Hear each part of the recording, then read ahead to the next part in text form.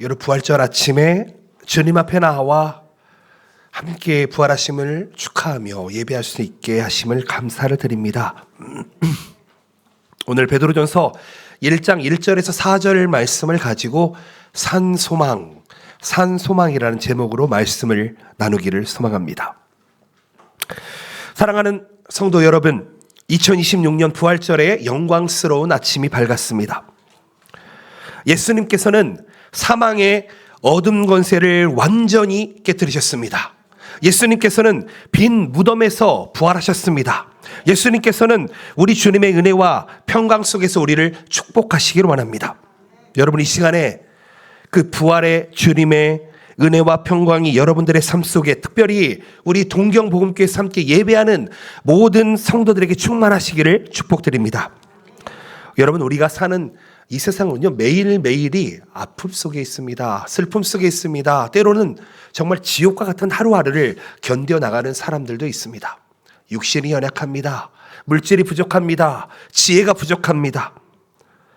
그런데 우리가 이러한 절망과 아픔 속에서도 기뻐하며 찬양하며 나아가야 될 이유가 있습니다. 그것은 바로 예수님께서 죽음을 이기셨다는 것입니다. 아멘. 이 세상에서 죽음을 이기실 수 있는 분은 아무도 없습니다. 오직 예수님밖에 없습니다. 부활이라고 하는 것은 기독교 신앙의 심장입니다. 부활이라고 하는 것은 기독교 복음의 가장 위대한 완성입니다. 사랑하는 성도 여러분, 오늘 선포되는 말씀을 통해서 우리 안에 잠들어 있던 영적인 감각이 온전히 깨어나시기를 축복드립니다. 십자가의 고난 너머에 예비된 부활의 찬란한 영광을 오늘 이 시간에 깊이 체험하시기를 축복드립니다. 비록 우리가 타국에 살기도 하고요, 일본 땅에 살기도 합니다. 여러분, 어려움 속에 있다 할지라도 오늘 부활의 주님께서 이 자리에 함께 계시를 믿으시며 부활의 아침을 맞으시기를 축복드립니다. 아멘. 네 가지를 함께 생각해 봤으면 좋겠습니다. 첫 번째로는 부활입니다. 세상 사람들이 생각하는 부활과 우리 그리스도인이 생각하는 부활이 무엇인지를 함께 나눠봤으면 좋겠습니다. 여러분, 인류 역사상 가장 두려운 단어가 무엇이라고 생각하십니까? 저는 죽음이라고 생각합니다. 왜냐하면 그 누구도 이 죽음으로부터 자유할 수 없기 때문입니다. 그것은 몸이 건강한 사람이든 돈이 많은 사람이든 권력이 있는 사람이든 오래 산 사람이든 아니면 나이가 어린 아이들이든 여러분, 죽음 앞에 자유로울 수 있는 사람은 이 세상에 아무도 없습니다. 모든 인간은 첫 사람이었던 아담의 타락 이후에 죄로 말미암아 죽음이 들어오게 됩니다. 절대적이고 피할 수밖에 없는 절망 앞에 굴복할 수밖에 없었습니다. 세상에서 아무리 뛰어난 지혜와 권력, 막대한 재물을 가진 자라 할지라도 차가운 무덤 앞에서는 한없이 무력하고 연약한 존재가 되어버립니다. 우리 동경복음교회에서도 매년 우리 니시타마에 있는 니시타마 레이엔에서 낙골당 앞에서 추모관 앞에서 예배를 드립니다. 그 예배를 드리는 것은 그 차가운 무덤 앞에서 무덤 안에 들어있는 사람을 기념하기 위해서 드리는 것이 아닙니다. 이 무덤을 바라보면서 죽음을 우리가 어떻게 해석해야 할 것인가? 우리에게 죽음은 정말 끝인 것인가? 아니면 정말 예수님의 말씀대로 죽음 이후에 영원한 나라가 있는 것인가를 우리는 생각하고 있다는 것입니다. 죽음이 왜 무서운 것일까요? 그것은 사랑하는 사람과의 단절이 있기 때문입니다. 모든 관계가 단절되고 소망이 무참히 끊어지기 때문입니다. 아담 이후에 우리에게 준 저주가 무엇입니까? 결국 우리의 삶은 깊은 허무와 슬픔 가운데 살아가다가 우리는 죽음을 맞이할 수밖에 없다는 것입니다. 그런데 세상 사람들은 여기밖에 알지 못하는 그 일을 우리의 사랑의 하나님께서는, 우리를 창조하신 하나님께서는 자기 백성인 우리를 그 끔찍한 사망의 그늘 아래 영원히 방치하지 않으셨습니다. 하나님이셨던 독생자 예수 그리스도를 갈보리 십자가에서 달리게 하시고 우리의 모든 추악한 죄악을 대신 짊어지게 하셨습니다. 그리고 채찍에 맞으시고 징계 받으시고 그리고 피 흘려 돌아가셨습니다. 그런데 거기에서 끝이 아닙니다. 3일 만에 그 무덤으로부터 부활했다는 것입니다. 굳게 닫힌 돌 무덤을 열고 영광스럽게 살아나셨습니다. 고린도전서 15장 20절 말씀에는 이렇게 고백을 합니다. 그러나 이제 그리스도께서 죽은 자 가운데서 다시 살아나사 잠자는 자들의 첫 열매가 되셨도다. 아멘. 예수님은 잠자는 자들의 첫 열매가 되셨습니다. 예수님의 부활은 과거의 놀라운 기적으로 끝나서는 안 됩니다. 그것은 인류를 짓누르던 원수 마귀와 사망의 권세가 십자가 앞에서 완전히 파괴되었음을 의미하는 것입니다. 다 이루었다. 온 우주에 알리는 가장 위대한 승리의 선언이 되었습니다. 예수님께서 잠자는 자들의 첫 열매가 되심으로 말미암아 주님을 믿는 자로 삼아주시고 이제는 죽음의 공포에서 벗어나 영원한 생명 가운데 살게 하셨습니다. 여러분, 신약 성경에서 부활을 명확하게 지칭하는 그리스어 단어가 있습니다. 아나스타시스, 이 단어로 되어 있습니다. 그런데 이 단어는 두 단어가 합성된 단어입니다. 첫 번째 단어는 다시라고 하는 아나라는 단어와 일어서다, 세우다라고 하는 히스템이라는 단어가 합쳐져서 아나스타시스라는 단어가 되었습니다. 이것을 직역하게 되면 다시 일어나게 된다는 것입니다. 여러분, 이 단어가 우리에게 얼마나 큰 소망을 줍니까? 우리는 매일매일 넘어집니다. 우리는 매일매일 실망합니다. 매일매일 낭망합니다. 그런데 아나스타시스, 부활이 우리에게 매일매일 주어진다면 우리는 어떠한 환경 속에서도 승리할 수 있는 줄로 믿습니다. 즉, 부활이라고 하는 것은 단순히 우리가 부활했다라고 하는 게 죽었을 때 그 모습으로 돌아가는 소생이 아니라는 것입니다. 죄와 사망의 형벌 아래 처참히 쓰러져 있던 자가 하나님의 전능하신 능력으로 완전히 새롭게 그리고 영원히 다시 일어나는 기적이 부활이다라는 것입니다. 사랑하는 성도 여러분, 오늘 이 부활, 아나스타시스의 영원한 생명이 여러분들의 삶에 충만하시기를 축복드립니다. 어떠한 절망 속에서도 다시 일어나시기를 축복드립니다. 아멘. 두 번째로 생각해 볼 수 있는 것은 위대한 선물이라는 것입니다. 여러분, 오늘은 예수님께서 탄생하셨던 크리스마스와 더불어 기독교 신앙의 양대 산맥이라고 이야기할 수 있습니다. 예수님의 탄생과 예수님의 부활입니다. 부활하신 주님께서는 지금 우리에게 위대한 선물을 주고 계십니다. 바로 결코 흔들리지 않는 소망을 주고 있다는 것입니다. 베드로 사도는요, 극심한 로마 핍박 속에서 두려워하는 지금 초대교회 성도들을 향해서 위로의 메시지를 주고 있다는 것입니다. 여러분, 그 당시의 상황은 어떻습니까? 예수님을 왕이다, 예수님을 주님이다 칭하면은요, 잡혀서 옥에 갇히거나 말 맞거나 아니면 죽임을 당하는 시대였습니다. 그 당시에 기독교인들을 잡아다가 사자의 밥으로 던져줬습니다. 그 시대에 베드로 사도가 지금 성도들에게 말하고 있는 것입니다. 베드로전서 1장 3절 말씀 이렇게 선포하고 있습니다. 우리 주 예수 그리스도의 아버지 하나님을 찬송하리로다. 그의 많으신 긍휼대로 예수 그리스도를 죽은 자 가운데서 부활하게 하심으로 말미암아 우리를 거듭나게 하사 산 소망이 있게 하시며. 아멘. 예수님이 부활하지 않으셨으면요, 우리에게 구원이 없습니다. 예수님의 부활 사건은 우리의 영적인 거듭남이 있다는 것입니다. 우리의 내면에 이제는 결코 시들지 않는 영광스러운 산 소망을 주셨다라고 말씀합니다. 그런데요, 예수님께서 우리에게 산 소망을 주셨다고 하는데 그 산 소망을 누리지 못하고 사는 사람들이 있습니다. 왜요? 아직도 세상의 소망으로만 살고 있기 때문입니다. 여러분, 세상 사람들이 품고 살아가는 소망이라는 단어는 어떤 의미를 가지고 있을까요? 그것은요, 환경의 조건에 따라서 수시로 변질되는 소망입니다. 재물로 인해서 주어지는 소망, 그건 물질이 없어지면 그 소망은 사라지게 됩니다.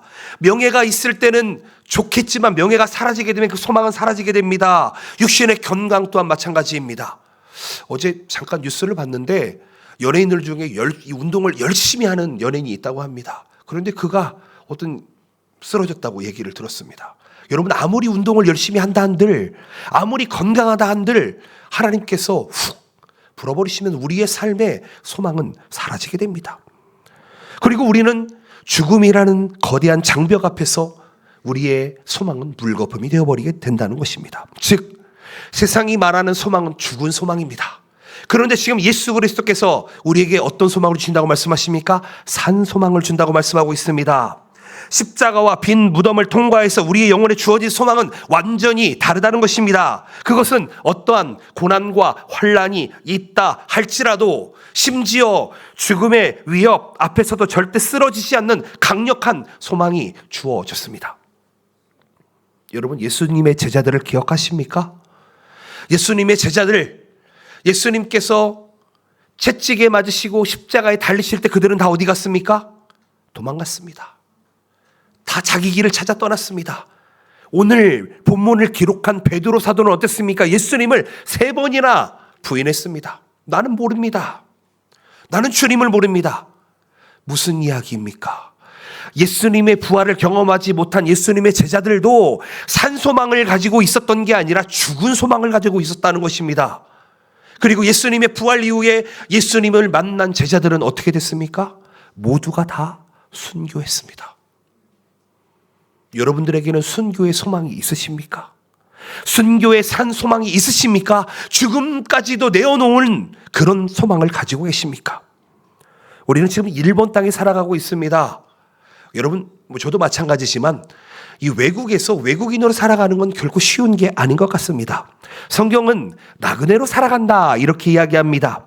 때로는 외로움 속에서 살아가기도 합니다. 경제적 어려움 속에서 살아갑니다. 꿈을 이루지 못하고도 살아갑니다. 그런데 성경은 이야기합니다. 그럼에도 불구하고 우리가 넉넉히 승리할 수 있는 비결이 무엇이라고요? 바로 이 위대한 선물이 우리에게 주어졌다는 것입니다. 아멘. 선물입니다. 산소망이 주어졌습니다. 그것이 우리 안에 굳건히 자리하고 있습니다. 그렇다면 지금 베드로 사도가 강조하고 있는 산소망이라는 단어는 어떤 의미를 가지고 있을까요? 여러분, 이 단어 또한 합성어입니다. 엘피다 조산이라는 단어인데요, 여기에는 살아있는 이라고 하는 조산이라고 하는 단어와 생명을 뜻하는 자오라고 하는 이 현재 분사형이 합쳐진 단어입니다. 현재 분사라고 하는 것은 지금 무엇을 하고 있는 중이다, 무엇을 하고 있는 것이다, 하고 있는 장소다, 하고 있는 물건이다, 이런 뜻을 가지고 있습니다. 즉, 오늘 말씀하고 있는 산소망이라고 하는 것은 과거에 잠시 존재했다가 소멸하는 죽은 소망이 아니라는 것입니다. 지금 이 순간에도 끊임없이 역사하고 펄떡이고 생동감 넘치게 움직이는 현재 진행형이다. 우리는 지금 현재 진행형의 산소망을 가지고 있는 것입니다. 아멘이십니까? 끝나지 않습니다. 언제까지요? 영원토록.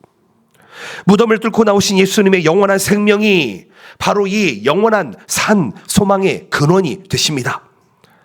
그렇다면 사랑하는 성도 여러분, 우리의 심령 속에 엘피다 조산, 즉 곧 살아있는, 지금도 살아 숨쉬는, 역사하는 소망이 충만하십니까? 그렇다면 여러분의 삶 속에 평안, 샬롬, 에이레네, 여러분들의 삶 속에 그 평안이 충만하게 되실 것입니다. 주님이 부어주시는 강력한 소망, 이 선물을 날마다 붙잡으시기를 축복드립니다. 부활절이기 때문에 오늘만 붙잡으라는 말씀이 아니고요, 매일매일 매 순간순간 우리의 생각과 우리의 가치관 속에 엘피다 조산, 이 산소망을 기억하시기를 예수님의 이름으로 축복드립니다. 아멘. 세 번째로는 부활이 과연 어떤 능력을 가지고 있냐는 것입니다. 여러분, 예수님의 부활은 그냥 시대적으로는 과거형으로 되어 있을 것 같습니다. 과거에 이스라엘에서 일어난 단순한 역사적 사실로 생각할 수도 있습니다. 세상 사람들도 그래, 예수님이 그때 살았지, 예수님이 십자가에 달리셨지, 부활하셨지 정도의 내용은 세상 사람들도 누구나 들어본 적이 있을 것입니다. 그런데 우리 크리스천들은 그것을 역사적 사실로만 멈춰 있어서는 안 된다는 것입니다. 부활이라고 하는 것은 바로 오늘날, 바로 이 시간을 살아가는 우리 각자의 환경에, 삶의 현장에서 매일매일 경험해야 되는 실제적인 능력이 된다는 것입니다. 사도 바울은요, 이 부활의 능력을 깊이 체험했습니다. 그러면서 빌립보서 3장 10절에 이렇게 이야기합니다. 함께 읽어볼까요? 시작. 내가 그리스도와 그 부활의 권능과 고난에 참여함을 알고자 하여 그의 죽으심을 본받아. 아멘. 여러분, 부활에는 능력이 있습니다. 아멘이십니까? 그런데요, 조건이 있어요. 부활의 능력을 체험하기 위해서는 먼저 그리스도의 죽으심을 본받아야 합니다. 우리는 부활을 생각을 하지만 그의 죽으심을 본받는다는 생각을 잘 하지 않는 것 같습니다. 여러분, 부활의 주님을 만난 사도 바울은요, 그의 가치관이 완전히 변화되었습니다. 매일의 고단한 삶 속에서도 언제나 권능을 힘입어 살아가는 거룩한 십자가의 제자의 삶을 살았다는 것입니다. 그렇다면 오늘 부활을 경험한 우리들 또한 우리의 가치관이 완전히 변해져야 하는 줄로 믿습니다. 우리의 고단한 삶 속에서도 언제나 예수님의 부활을 힘입고 예수님의 죽음을 본받아 살아가는 그런 제자의 삶을 살아갈 수 있어야 됩니다. 여러분 부활을 경험하셨습니까? 아멘이십니까? 예수님을 믿는 자들은 예수님과 함께 십자가에 달리시고 또 죽고 함께 부활했다는 것이 성경에 말씀하고 있습니다. 그런데 여러분, 부활의 조건이 무엇입니까? 죽어야 한다는 것입니다. 죽은 사람이 아니면은요, 부활이 의미가 없어요. 산 사람이 부활한다라는 이야기는 말이 되지가 않습니다. 죽어야지만 부활을 경험할 수 있다는 거예요. 무슨 이야기냐 하면 나의 욕심과 나의 욕망과 나의 신념과 나의 경험, 나의 모든 죄악된 것들이 예수 그리스도와 함께 십자가에 못 박히고 함께 죽어야지 참된 부활을 경험하게 됩니다. 그런데 교회를 다닌다고 다 부활을 경험하는 것이 아닙니다. 교회를 오래 다닌다고 경험하는 것도 아닙니다. 교회를 오래 다니면서도 아직도 내가 살아 있습니다. 아직도 내가 죽지 않았습니다. 그러면은요, 그분은 예수님의 부활을 알지 못하는 것과 다르지 않다는 것입니다. 우리가 이 부활의 능력을 일상에서 누릴 수 있는 방법은 무엇일까요? 그것은 바로 우리의 자아를, 우리의 욕심을, 우리의 정욕을 십자가에 온전히 못 박고 오직 내 안에 계신 예수 그리스도로 살아가야 한다는 것입니다. 갈라디아서 2장 20절 말씀에 이렇게 고백을 합니다. 내가 그리스도와 함께 십자가에 못 박혔나니 그런즉 이제는 내가 사는 것이 아니요 오직 내 안에 그리스도께서 사시는 것이라. 이제 내가 육체 가운데 사는 것은 나를 사랑하사 나를 위해 자기 자신을 버리신 하나님의 아들을 믿는 믿음 안에서 사는 것이라. 아멘. 여러분, 이번 한 주 이 말씀을 묵상해 보시길 바랍니다. 내가 사는 것이 아니다. 그리스도께서 사는 것이다. 여러분, 이게 얼마나 큰 은혜를 주십니까? 여러분, 어떤 상황 속에 살고 계십니까? 여러분들의 삶은 절망이십니까? 아니면 기쁨이십니까? 아니면 여러분들 삶 속에 고난이 있으십니까? 아니면 소망이 있으십니까?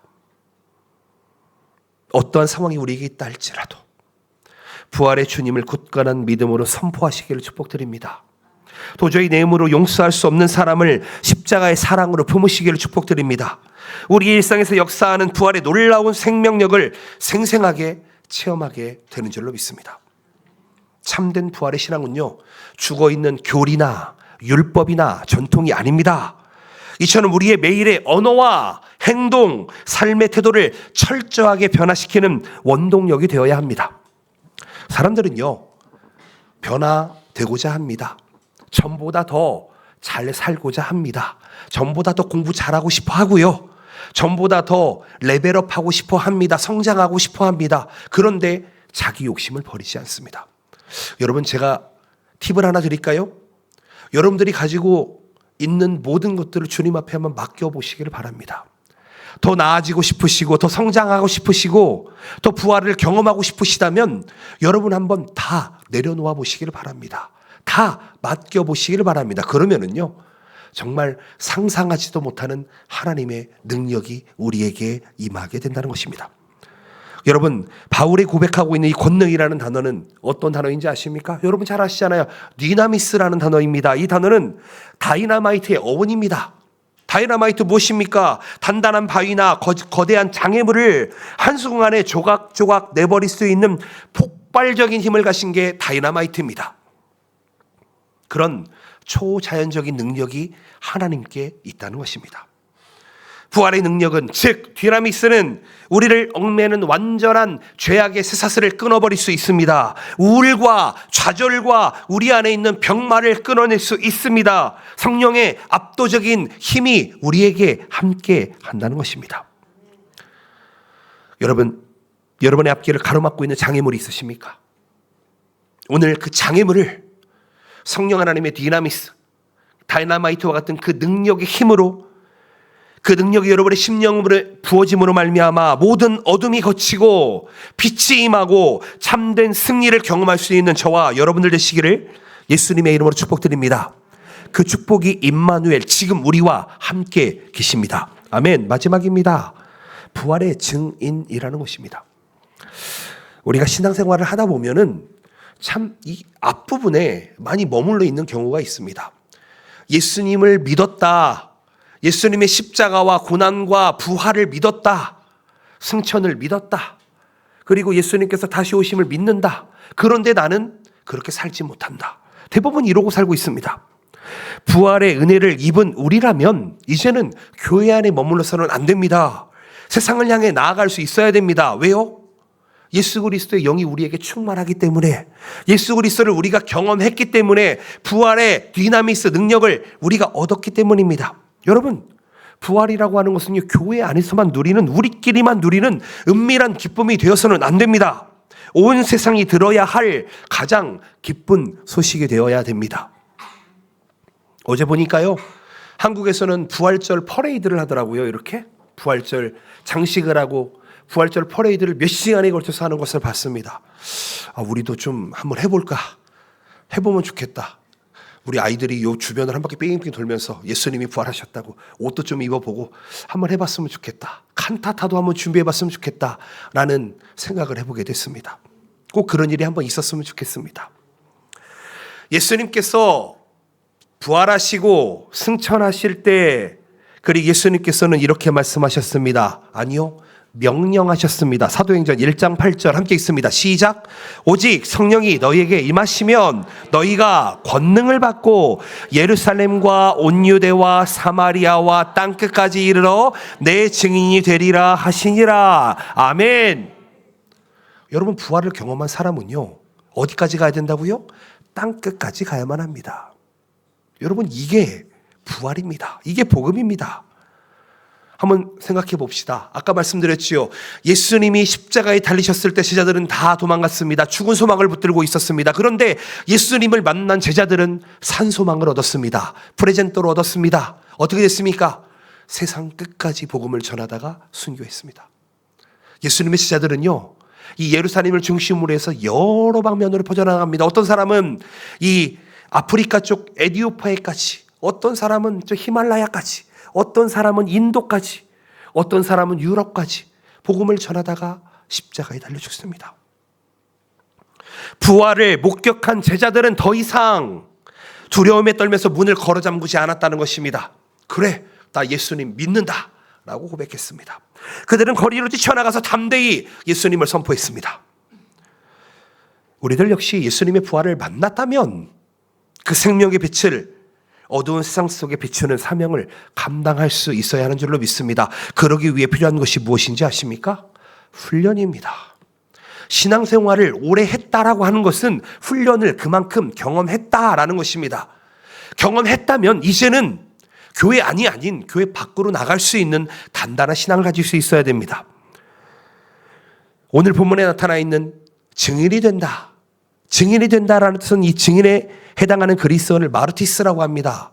근데 이것은요, 제자, 증인이라는 단어가 있는데요. 여러분, 이 단어의 깊은 뜻에는요, 순교자다라는 뜻을 가지고 있습니다. 이것은 증인의 삶이 단순히 말만 전달하는 것이 아니라 자신의 생명을 다해 십자가와 부활의 복음을 삶으로 치열하게 증명해내는 헌신된 자가 되어야 된다는 것입니다. 여러분, 우리의 입술이 순교자의 입술입니까? 우리의 삶이 마르티스, 즉 우리가 본 것과 들은 것을 전하고 계십니까? 우리가 만난 부활의 주님, 우리의 삶을 변화시킨 그 놀라운 사랑의 입술로 고백하고 행함으로 보여주는 것, 그것이 바로 마르티스 증인의 핵심이 되어야 합니다. 여러분, 일본이라는 나라는 기독교 인구가 0.8% 정도 이야기합니다.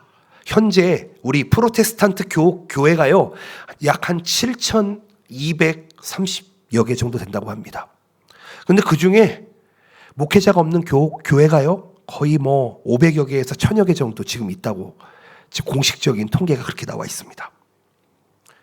여러분, 이 땅에 필요한 사람이 무엇입니까? 누구입니까? 바로 증인입니다. 부활을 경험한 증인입니다. 그냥 예수님을 본 것으로 끝난 것이 아니라 예수님의 부활을 함께 참여한 증인이 필요하다는 것입니다. 저는 바라고관학교는 이 자리에 예수님을 전하는 증인이 많이 세워지시기를 예수님의 이름으로 축복드립니다. 여러분, 목사만이 증인이 아닙니다. 평신도 사역자가 될 수도 있습니다.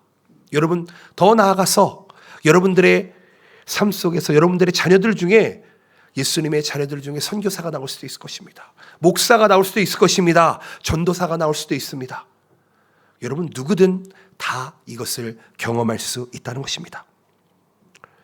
여러분, 저는 바라고관학교 우리 동경복음교회 모든 성도님들이 일본 땅에서 예수 그리스도의 사랑을 전할 때, 참된 마르티스의 증인의 삶을 살아갈 때 듀나미스, 하나님의 놀라운 다이나마이트와 같은 능력이 여러분들에게 충만하시기를 축복드립니다.